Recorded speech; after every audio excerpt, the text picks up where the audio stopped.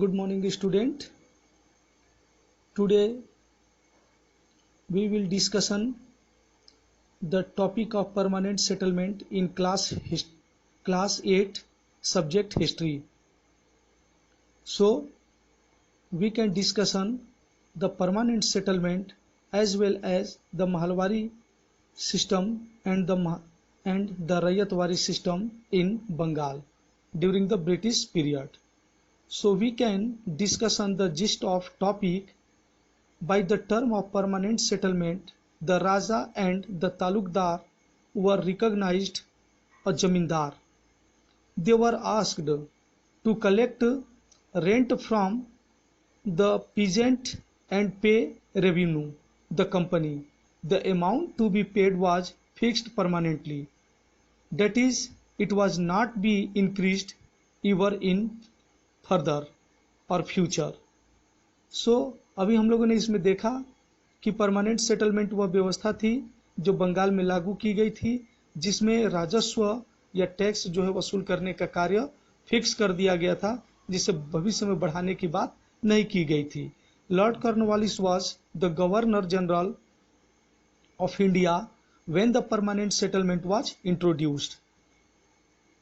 So we can discuss on the permanent settlement relaunched by the Lord Cornwallis in 1793. The company official through this would ensure a regular flow of the revenue. The company's officers and at the same of encourage the जमींदार to invest the improving the land. यह विचार रखा गया कि अगर हम जमीन को फिक्स कर देते हैं तो जमींदार और तमाम जो और भी ऑफिसर्स होंगे कंपनी के, वो जमीन को इम्प्रूव करने में अपना योगदान देंगे. उससे फायदा ये होगा, उनको लग रहा था कि राजस्व तो फिक्स है, अगर जमीन की पैदावार बढ़ेगी तो इन लोगों को बेनिफिट होगा, इसीलिए ये लोग उनके तरफ इन्वेस्ट करने के लिए, कृषि के तरफ इन्वेस्ट करने के लिए प्रोत्साहित होंगे. But it was discovered the zamindar were not investing in the improvement of land. लेकिन यह देखा गया कि जमींदार बहुत ज्यादा इसमें उत्साहित नहीं थे. The revenue had been fixed so high the zamindar found it difficult to pay. इसमें हम लोग यह भी देखते हैं कि जमींदारी व्यवस्था में जो टैक्स वसूलने का काम था जमींदारों के पास था, लेकिन कर इतनी ज्यादा थी कि जमींदार भी उसको पेमेंट नहीं कर पा रहे थे. किसानों के लिए और भी समस्या थी, because the calamity at that time, drought position at that the situation in West Bengal. So anyone who failed to pay the revenue and lost his जमींदारी. और यहाँ नियम था सूर्यास्त नीति के तहत कि अगर आप सूर्य अस्त होने से पहले अगर अपने टैक्स नहीं जमा करते हैं, राजस्व नहीं जमा करते हैं, तो आपकी जमींदारी को ऑक्शन कर दिया जाएगा, नीलामी कर दी जाएगी. By the first decade of the 19th century, the prices in the market of rose cultivation slowly expanded. This meant an increase in the income of zamindar but no gain for the company since it had fixed the revenue demand permanently. यह तो देखा गया कि कुछ तो जमींदारों को income हुआ लेकिन इससे कंपनी को बहुत ज्यादा विशेष फायदा परमानेंट में नहीं हुआ. बहुत ज्यादा उनकी इनकम ब्रिटिश सरकार की नहीं बढ़ी, बल्कि इससे किसानों की दशा और खराब हुई, क्योंकि इसमें जमींदारों ने जबरदस्ती किया. किसानों से टैक्स वसूल करने के लिए उन्होंने जो है अपने कई लठियाल इत्यादि का प्रयोग किया, अपने लोगों को प्रयोग किया, लेकिन पोजीशन खराब होने की वजह से किसान पूरे कर को जमा करने में असमर्थ थे. तो जमींदार भी ऑक्शन हुए, क्योंकि उन्होंने भी अपनी टैक्स को सूर्यास्त नीति के तहत जमा ब्रिटिश खजाने में नहीं कर सके. स्टिल द जमींदार did not show interest in improving the land. In village the system prove oppressive lot of the cultivators. The rent they paid to the जमींदार was high and there the land was insured.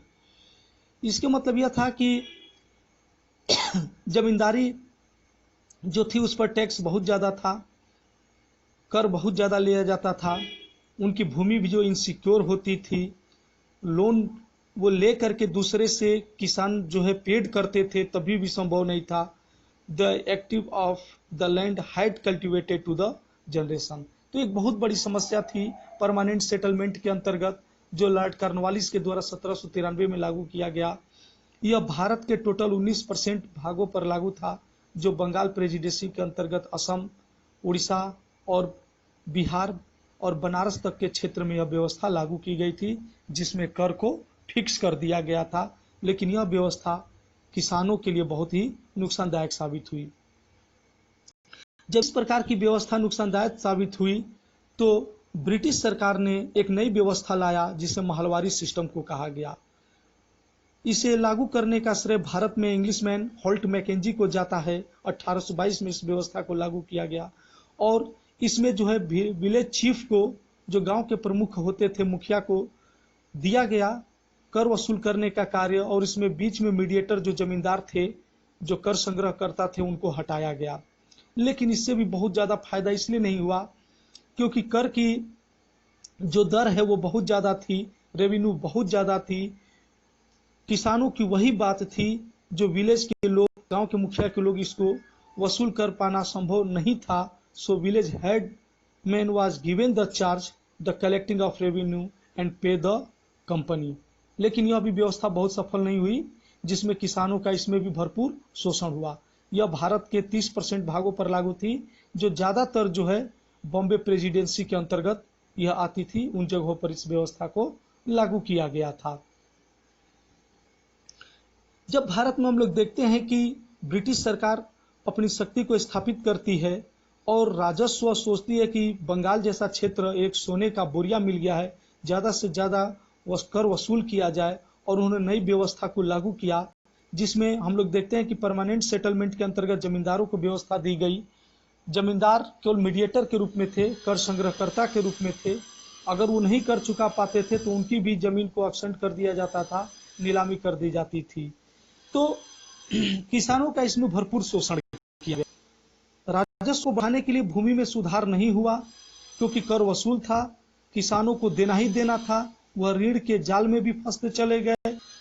Landlord से, जोतदारों से बहुत लोगों उन्होंने tax देने के लिए कर लिया, उधार लिया, और तभी भी जाकर के वो अपने जिसे अपने जमीनों को बेचने के लिए मजबूर हुए।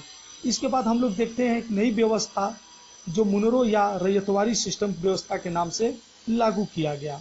इसे लागू करने का श्रेय मुनरो को दिया जाता है और मद्रास के यह गवर्नर थे और मद्रास में इस व्यवस्था को लागू की गई।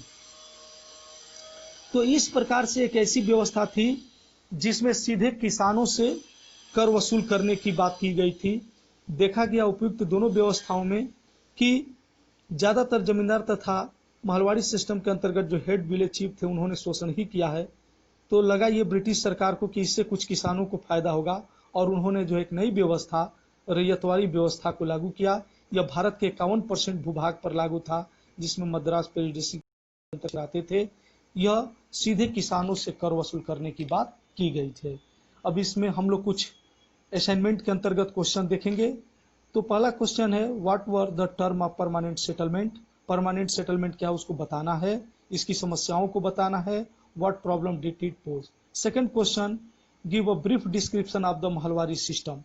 And third, what was the mineral, what was the Munro system, and what was the Rayatwari system.